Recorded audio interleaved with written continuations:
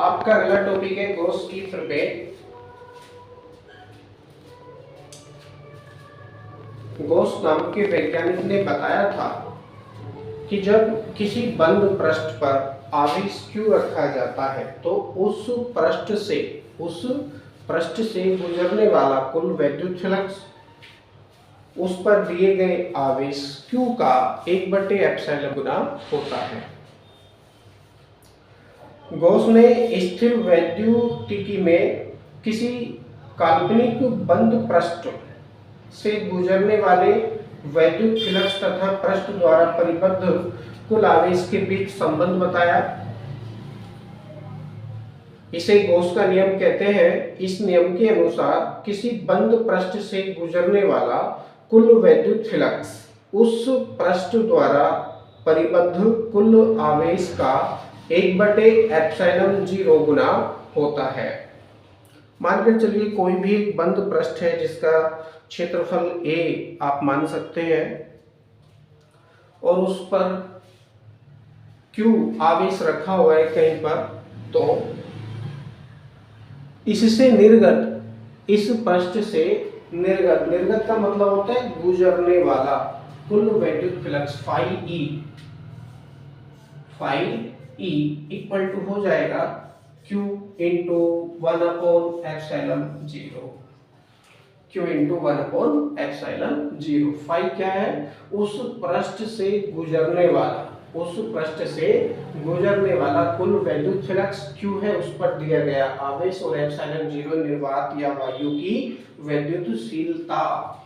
अब Q का यदि आप 1 से मल्टीप्लाई करेंगे तो हो जाएगा फाई इक्वल टू Q/ε0। यही गॉस का नियम है या इसे ही गॉस की प्रमेय कहते हैं।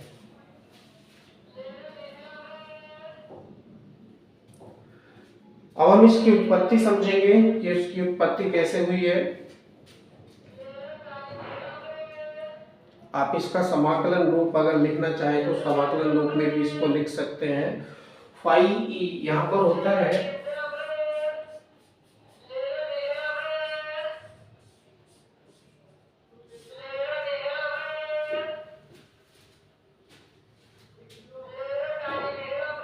यहाँ फाई इक्वल टू होता है close integration E vector dot dA vector.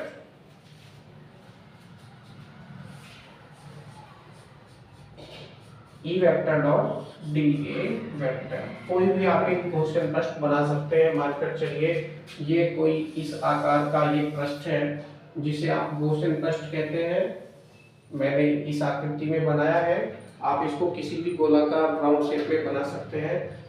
कोई इसकी निश्चित आकृति नहीं है, मैंने समझने के लिए इस आकार का ये बनाया है। मानकर चलिए इसका जो कुल क्षेत्रफल है वो कैपिटल A है तथा ये छोटे छोटे लघु अवयवों में बटा हुआ है। इसका एक छोटा सा अवयव वो कहीं यहाँ हो सकता है, आप इसको dA मान सकते हैं। इसका जो क्षेत्रफल है वो dA वेक्टर है। अब ये जो हमारी इक्वेशन आई है ये कहां से आई है? ये जो इक्वेशन बन रही है हमारे पास में dA वेक्टर के कारण नहीं बन रही है, बल्कि इस पूरे पृष्ठ से बद्ध आवेश के कारण बन रही है, क्योंकि इसका हमने क्षेत्रफल कैपिटल A मान रखा है। तो इस पूरे पृष्ठ के कारण गुजरने वाला यदि हम कुल वैद्युत फ्लक्स ज्ञात करेंगे तो क्लोज इंटीग्रेशन हो जाएगा और अंदर हो जाएगा E vector dot dA vector. E vector dot dA vector या करके आप लिख सकते हैं, या लिख लीजिए या फिर अतः लिख लीजिए। हो जाएगा फाई E बराबर क्लोज इंटीग्रेशन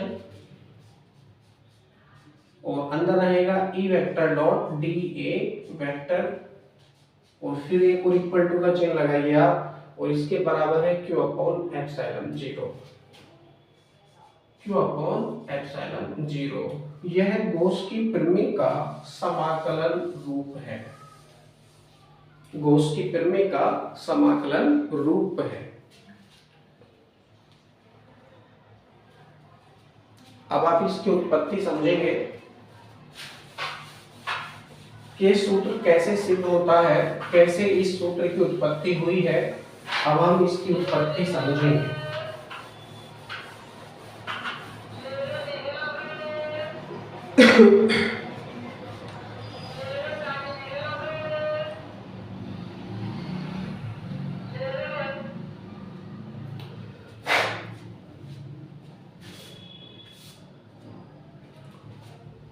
मानकर चलिए प्लस क्यू गुलाब का आवेश कहीं इस पृष्ठ के बिंदु O पर रखा हुआ है। आप इसको बिंदु O मान सकते हैं और इस पर प्लस क्यू गुलाब का आवेश रखा है। इस बिंदु O से R दूरी पर एक बिंदु P आप कहीं यह मान सकते हैं। इसकी डिस्टेंस आप बना लीजिए कैपिटल R। मानकर चलिए प्लस क्यू आवेश के कारण बिंदु P पर उत्पन्न होने वाली वैद्युत क्षेत्र की जो तीव्रता है वो कैपिटल E है, जिसकी दिशा सदैव आगे की तरफ रहेगी। अर्थात जो E वेक्टर है उसकी दिशा सदैव आगे की तरफ रहेगी। और ये जो हमने लघु अवयव माना है, लघु अवयव में बहुत छोटा सा क्षेत्रफल है, इस पूरी आकृति का बहुत छोटा सा क्षेत्रफल है, जिसको मैंने डीए वेक्टर करके यहाँ पर दिखाया है।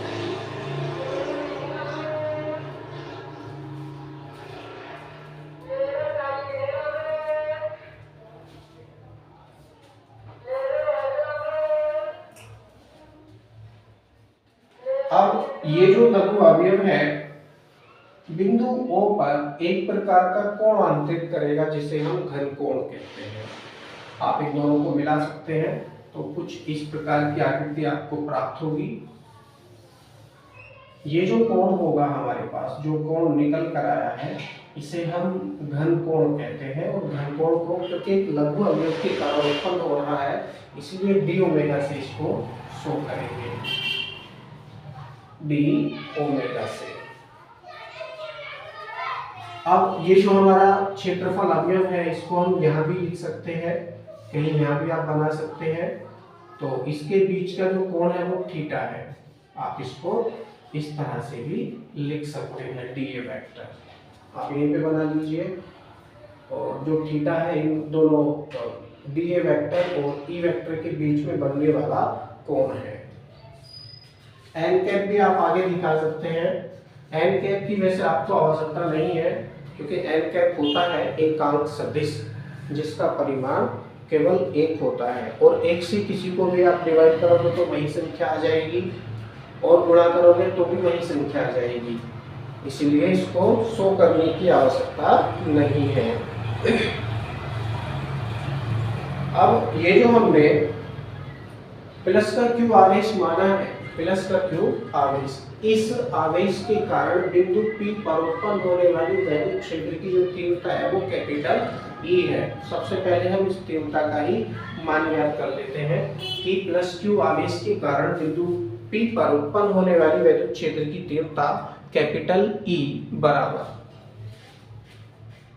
फॉर्मूला है हमारे पास बिंदु आवेश के कारण 1/4 pi epsilon 0 Q upon R square, Q upon R square, newton प्रति कूलम। मात्रक भी आप चाहो तो लिख सकते हो। अब ये जो हमारा क्षेत्रफल अवयव है, इस क्षेत्रफल अवयव से बाहर की ओर गुजरने वाला वैद्युत फ्लक्स, आप इसको डी फाई ई करके लिख सकते हैं, क्योंकि लघु अवयव है। D phi E equal to हो जाएगा E vector dot d A vector, E vector dot d A vector.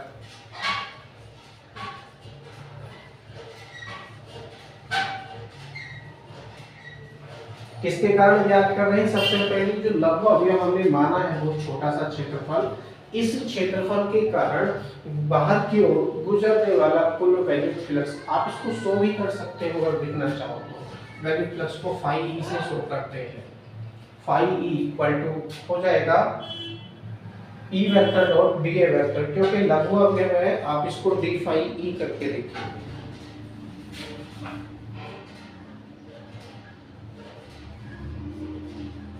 बाहर की तरफ गुजरने वाला लघु वैद्युत फ्लक्स, क्योंकि बहुत छोटा क्षेत्रफल है तो यहाँ से बहुत ही कम वैद्युत फ्लक्स बाहर की ओर गुजरेगा। तो हो जाएगा d phi E equal to E vector dot d A vector. अब ये क्या बन रहा है, A vector dot B vector बन रहा है, यानी अदिश गुणनफल यहाँ पर बन रहा है, जिसका फॉर्मूला होता है A vector dot B vector equal to A B cos theta, A B cos theta. और ये मान लेंगे ई वेक्टर और डी ए वेक्टर के बीच में बनने वाला कोण थीटा है, जो मैंने चित्र में भी शो कर रखा है, आपको समझने में आसानी रहेगी। तो हो जाएगा, आप इसको लिख लीजिए चौकी का चिन्ह लगाकर, A vector dot B vector equal to क्या होता है जी, A B cos theta, A B cos theta होता है। आप ये फॉर्मूला ऊपर वाली लाइन में यदि फिट करेंगे तो हो जाएगा d phi E equal to E d A cos theta, E d A cos theta हो जाएगा। क्यों, क्योंकि ए के स्थान पर ई है, बी के स्थान पर डी है, cos थीटा क्या है, इनका अदिश गुणनफल। तो हो जाएगा d phi E equal to E d A cos theta, E d A cos theta. Okay, आप चाहो तो इसको समझने के लिए इक्वेशन नंबर 1 बना सकते हो, लेकिन इक्वेशन नंबर 1 बनाने की आपको आवश्यकता अभी नहीं है, केवल समझने के लिए इसको बना लेते हैं। अब ऊपर हमने जो वैल्यू क्षेत्र की तीव्रता ज्ञात की है, जिसकी वैल्यू आई थी आपके पास E equal to 1/4 pi epsilon naught Q upon R square newton प्रति कूलम, ये E की वैल्यू है। इस E की वैल्यू को इक्वेशन नंबर 1 में रखेंगे। ओके, तो लिखते हैं E का मान समीकरण 1 में रखने पर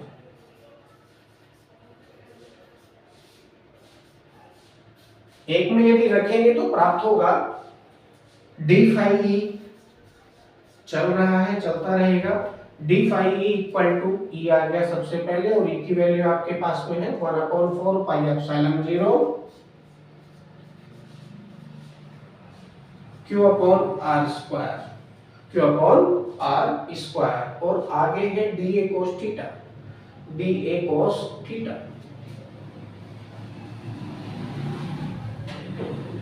डी ए कोस थीटा। कुछ इस तरह से ये वैल्यू आपको प्राप्त हो जाएगी।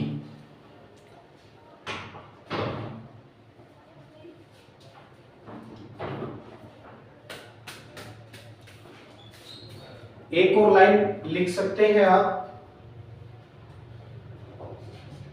या करके d phi E equal to q का यदि 1 से मल्टीप्लाई करेंगे तो हो जाएगा q upon 4 pi epsilon naught into d A cos theta, d A cos theta upon r square. कुछ इस तरह से ये वैल्यू हो जाएगी।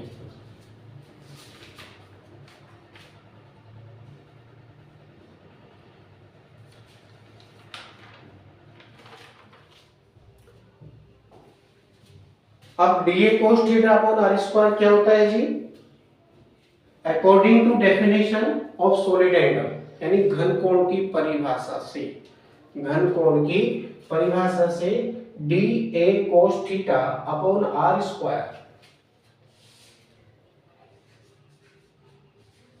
D A cos theta upon r square equal to क्या होता है, घन कोण होता है। घन कोण इसको लिख सकते हैं D omega, D omega. D omega हमने इसलिए लिखा है क्योंकि लघु अवयव पर ही हम अभी कैलकुलेशन कर रहे हैं, इसके पूरे पृष्ठ पर नहीं पहुंचे अभी तक, इसीलिए सारी वैल्यू डी में चलेंगी। डी क्या है जी, यहाँ पर लघु अवयव, लघु अवयव द्वारा आंतरिक घन कोण है।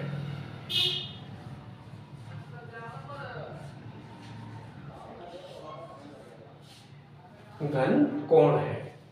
अब आप क्या करेंगे, d A cos theta upon r square के स्थान पर डी ओमेगा का प्रयोग आप कर सकते हैं। तो ये इक्वेशन कुछ इस तरह से हो जाएगी, लिखेंगे प्रयोग करने पर।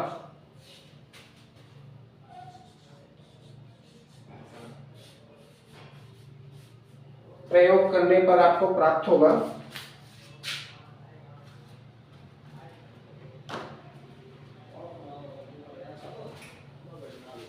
D phi E equal to q upon epsilon 4 pi epsilon naught, q upon 4 pi epsilon naught into d omega, क्योंकि d A cos theta upon r square इस पूरे के स्थान पर हमने प्रयोग कर लिया डी ओमेगा। कुछ इस तरह से ये वैल्यू हो जाएगी।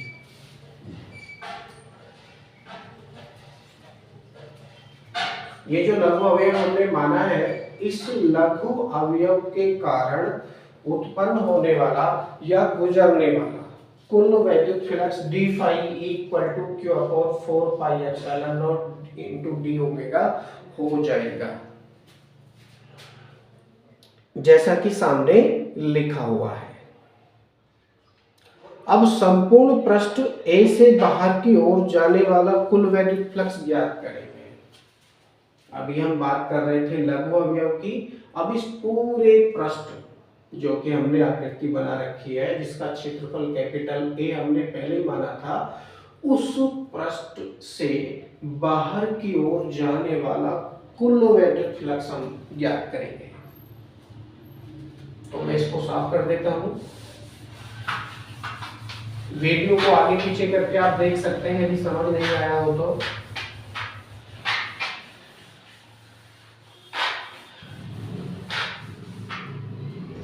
लिखेंगे थ्योरी में संपूर्ण पृष्ठ,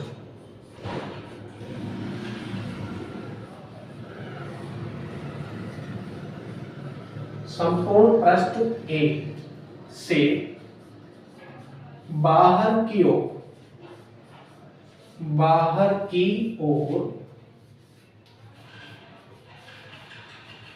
जाने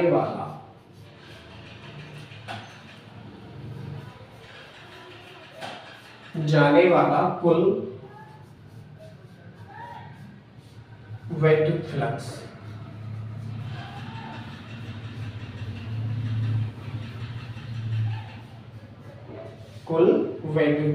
फाई इक्वल टू अब लिखेंगे क्लोज इंटीग्रेशन निकालेंगे इसका, और अंदर रहेगा डी फाई ई, और आगे आप इसको बढ़ा सकते हो। डी फाई इक्वल टू क्या होता है, ई vector dot d A vector.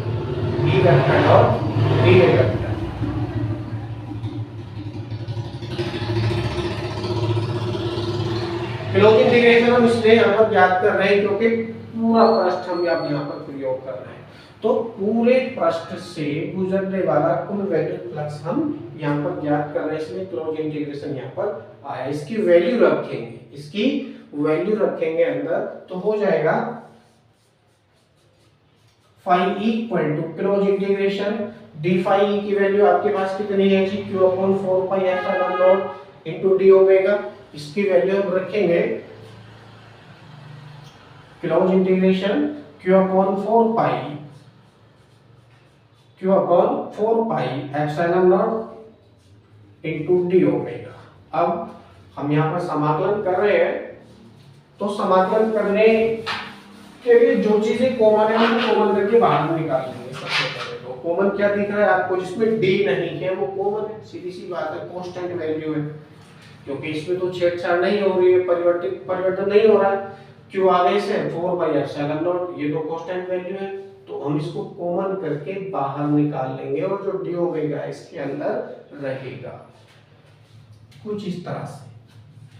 Phi E equal to हो जाएगा q upon 4 pi epsilon not, ये कॉमन करके बाहर निकाल लिया, और इस क्लोज इंटीग्रेशन के अंदर बचेगा क्लोज इंटीग्रेशन डी ओमेगा, कुछ इस तरह से।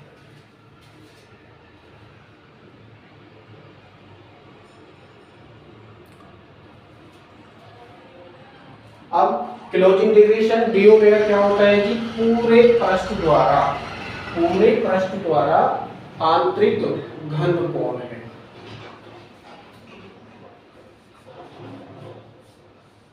यहाँ close integration d omega equal to क्या होता है जी, 4 पाई होता है, 4 पाई, क्योंकि पूरे पृष्ठ द्वारा ज्ञात कर रहे हैं,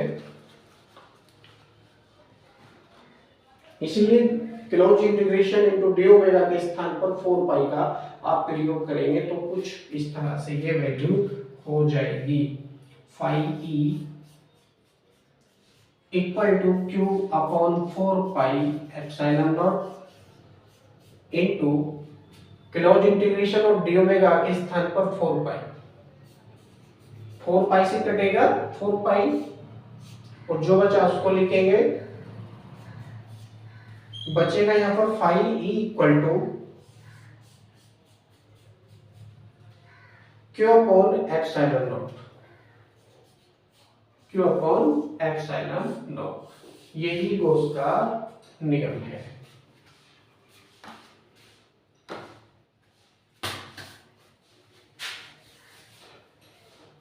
close integration d omega equal to 4 pi हमने प्रयोग किया है, ये क्या वैल्यू होती है, संपूर्ण पृष्ठ ए द्वारा बिंदु ओ पर आंतरिक घन कोण है, क्योंकि पूरे पृष्ठ की हम कैलकुलेशन करने लगे थे बाद में, इसलिए हमने क्या किया, क्लोज इंटीग्रेशन डी ओमेगा के स्थान पर हमने 4 पाई का प्रयोग कर लिया, कैलकुलेशन की हमको प्राप्त हुआ phi equal to q upon epsilon 0, यही गॉस का नियम है। अब ये तो एक आवेश के कारण हमको प्राप्त हुआ है, एक आवेश के कारण हमको प्राप्त हुआ है। यदि इस पृष्ठ में बहुत सारे आवेश हैं, Q यहाँ पर रखा है, कहीं Q2, Q3, Q4, Q5, Q6 हो सकते हैं, तो ये इक्वेशन हम कैसे ज्ञात करेंगे, तो उस कंडीशन में क्या हो जाएगा, यदि बहुत सारे आवेश Q plus Q1 plus Q2 plus Q3 minus Q4 minus Q5 यदि है, तो बंद पृष्ठ से गुजरने वाला कुल वैद्युत फ्लक्स समस्त बिंदु आवेशों के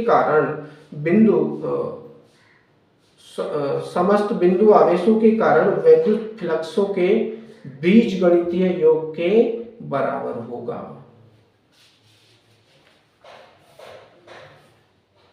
तो हम लिख सकते हैं एक और लाइन, अब तो ये सिद्ध हो गया है,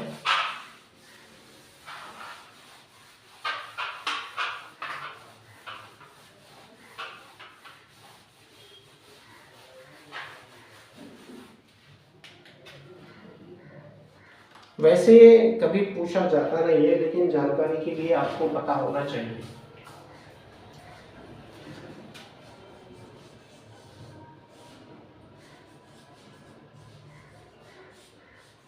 यदि पृष्ठ ए में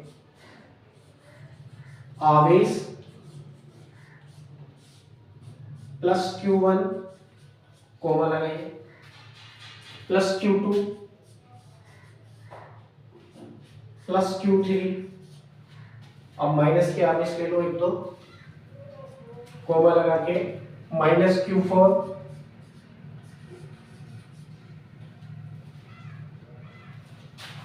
तथा नहीं आएगा, माइनस Q5 आदि, आदि का मतलब है और भी आवेश उपस्थित हो,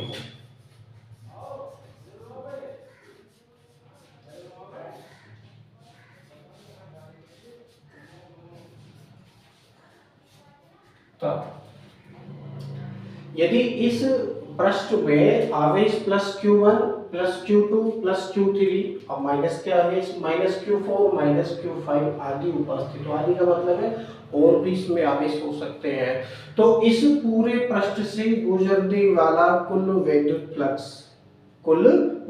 फ्लक्स इन आवेशों द्वारा गुजरने वाले कुल वैद्युत फ्लक्सों के बीजगणितीय योग के बराबर होगा।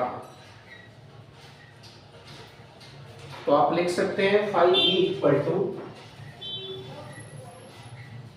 कुल valued flux phi equal to क्या होता है, क्यू अपॉन एप्सिलॉन नॉट होता है formula, q upon epsilon naught. अब क्यू के स्थान पर तो इतने सारे आवेश आ गए हैं, इनको छोड़िए अभी, 1 अपॉन एप्सिलॉन 0 में यहाँ लिख लेता हूँ और ब्रैकेट में लिखेंगे हम Q1 plus Q2 plus Q3, अब माइनस के आवेश आ गए, minus Q4 minus Q5 dot dot, बहुत सारे आवेश अभी है तो डॉट डॉट में यहाँ लिख रहा हूँ इस तरह से,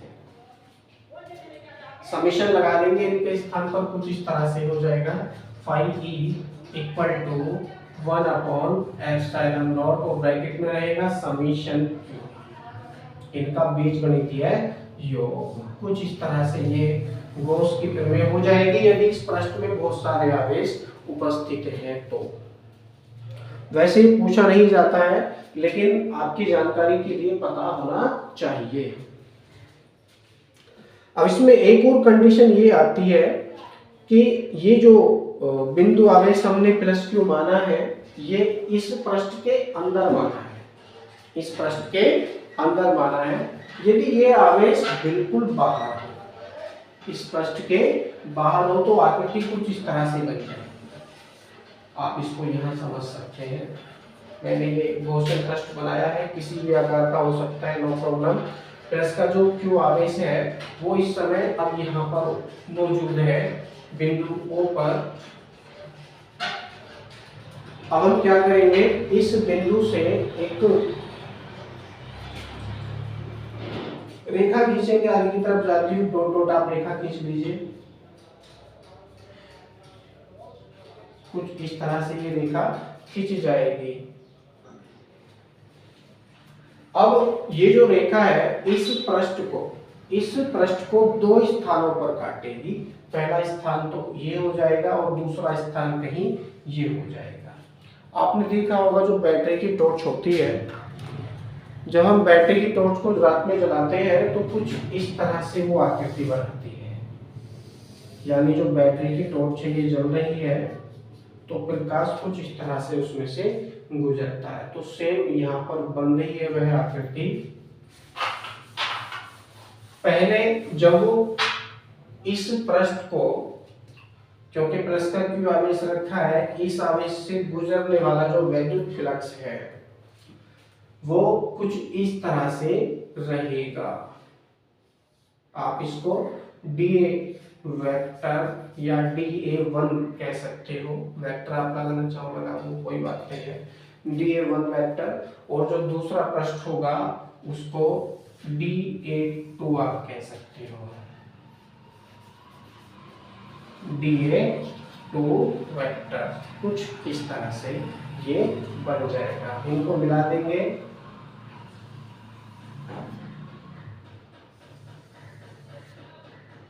तो आकृति हमारी कुछ इस प्रकार की ये बन जाएगी। यदि ये आवेश इस पृष्ठ के अंदर उपस्थित नहीं होकर इस पृष्ठ के बाहर उपस्थित है तो इस कंडीशन में क्या होगा, जितना वैद्युत फ्लक्स DA वेक्टर से गुजरेगा उतना ही वैद्युत फ्लक्स DA2 से बाहर निकल जाएगा। तब इस कंडीशन में हम कह सकते हैं इस पृष्ठ से गुजरने वाला कुल वैद्युत फ्लक्स क्या होगा, वो 0 हो जाएगा। फाई ई बराबर क्या होगा, वो 0 हो जाएगा। क्यों? क्योंकि एक बार क्या हो रहा है, यह वैद्युत फ्लक्स इस पृष्ठ में प्रवेश कर रहा है तो जब प्रवेश करती है बल रेखाएं तो वहां पर धनात्मक वैद्युत फ्लक्स उत्पन्न होता है, यानी जो आवेश वैद्युत फ्लक्स है वो धनात्मक है, प्लस फाई ई। और दूसरे जो हमारा DA2 है, क्षेत्रफल हमने अवयव माना है इसका, उससे गुजरते समय यह वैद्युत फ्लक्स ऋणात्मक हो जाता है। अब हम कुल वैद्युत फ्लक्स ज्ञात कर रहे हैं तो phi equal to phi 1 plus phi 2 आप कर सकते हैं। जिसमें फाई 1 जो है वो प्लस का है, फाई 2 वो माइनस का है, और इसकी वैल्यू बिल्कुल बराबर है। बराबर क्यों है? क्योंकि जितना विद्युत फ्लक्स DA1 से गुजरेगा उतना ही विद्युत फ्लक्स DA2 से बाहर निकल जाएगा, इसलिए इनकी वैल्यू बिल्कुल बराबर है। प्लस माइनस के होने के कारण ये कट जाएंगी और कुल निर्गत विद्युत फ्लक्स कितना आ जाएगा? 0 आ जाएगा।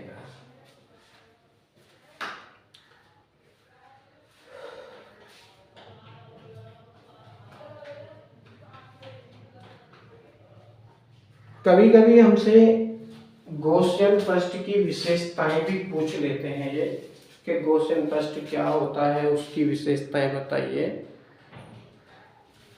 गॉस के नियम को सत्यापित करने के लिए जिस पृष्ठ का प्रयोग किया जाता है उसे गॉसियन पृष्ठ कहते हैं। और गॉसियन पृष्ठ जो होता है ये काल्पनिक पृष्ठ होता है, किसी भी आकृति का ये हो सकता है। कैलकुलेशन के लिए आप इसको किसी भी आकृति में बना सकते हैं। तो गॉसियन पृष्ठ की कुछ विशेषताएं भी होनी चाहिए। तो पहली विशेषता इसमें से है, यह एक बंद पृष्ठ होना चाहिए जिससे कि उन बिंदुओं के बीच जो पृष्ठ के भीतर है या पृष्ठ के बाहर है उनके बीच अंतर स्पष्ट किया जा सके। यानी जो गॉसियन पृष्ठ हम प्रयोग कर रहे हैं, बना रहे हैं, उसके आंतरिक बिंदु और बाह्य बिंदुओं के बीच में अंतर पता होना चाहिए या अंतर दर्शाया जाना चाहिए। दूसरी विशेषता है, यह पृष्ठ उस बिंदु से गुजरना चाहिए जहां पर विद्युत क्षेत्र ज्ञात करना है। ऊपर वाले चित्र में यदि आप देखेंगे तो ये जो शर्त है इनकी यहाँ पर लागू होती है, नीचे वाले में भी लागू होती है। तीसरी विशेषता है, पृष्ठ की आकृति स्रोत के सममित होनी चाहिए। जो पृष्ठ हम प्रयोग कर रहे हैं उसकी आकृति स्रोत के समान होनी चाहिए जिससे कि विद्युत क्षेत्र पृष्ठ के प्रत्येक बिंदु पर लंबवत हो तथा परिमाण में नियत हो सके। अब देखिए, लंबवत होने की जब बात आ रही है तो आप इसमें देख सकते हैं, ये जो हमारा ऊपर वाला चित्र हमने बनाया है इसी में आप समझ सकते हैं। अब ये पृष्ठ कुछ इस तरह से मुड़ रहा है ना, यहाँ पर अगर मैं एक सरल रेखा यहाँ पर खींच दूं तो कुछ इस तरह से सरल रेखा खींचेगी। अब इस रेखा के सापेक्ष यदि मैं इस ई वेक्टर को देखूं, ये जो हमारा ई वेक्टर बना हुआ है, तो इस ई वेक्टर के बीच में और इस रेखा के बीच में कितने अंश का कोण बनना है जी? 90 अंश का कोण बनता हुआ प्रतीत होगा। 90 अंश का कोण बनता हुआ प्रतीत होगा। ये तो आकृति तब है जब हमने इस तरह से इसको लिया है। अब ये गॉसियन, ये जो क्षेत्रफल अवयव है, इस क्षेत्रफल अवयव को यदि आप यहाँ मान लेंगे और आप इसको DA2 कर दो, DA2 कर दो, आप इसको DA1 मान लो, आप इसको DA2 कर दो, तो क्या होगा? इस पे बिंदु P2 आप मान सकते हो कहीं इस तरह से, जैसे आपने P यहाँ पर माना था, इसको बिंदु P1 आप कहते थे, आप इसको बिंदु P2 कह सकते हो। तो क्या होगा? इससे गुजरने वाला जो विद्युत क्षेत्र होगा उसकी दिशा आगे की तरफ ही होगी, जैसा कि दिखाया गया है कुछ इस तरह से। अब यदि मैं एक रेखा खींचूं इनसे गुजरने वाली या स्पर्श रेखा में खींचता हूं तो इन दोनों के बीच में जो कोण बनेगा लगभग 90 अंश का बनेगा, लगभग 90 अंश का। तो ये जो शर्त है तीसरी वाली, ये शर्त भी इस चित्र में सही साबित होती है कि एक बिंदु पर लंबवत हो तथा परिमाण में नियत हो। यहाँ पर आकर के जो गॉस की प्रमेय है वो पूरी हो जाती है। आगे आने वाले टॉपिक्स में हम गॉस की प्रमेय के प्रयोग समझेंगे कि इसके माध्यम से और हम क्या क्या ज्ञात कर सकते हैं। Thank you.